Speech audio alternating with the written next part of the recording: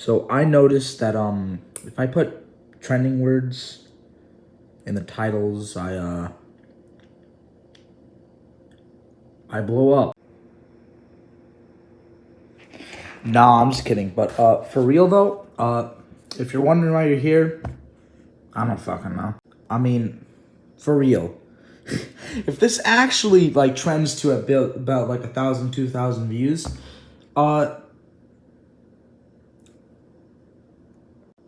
I guess all I gotta say is, congrats.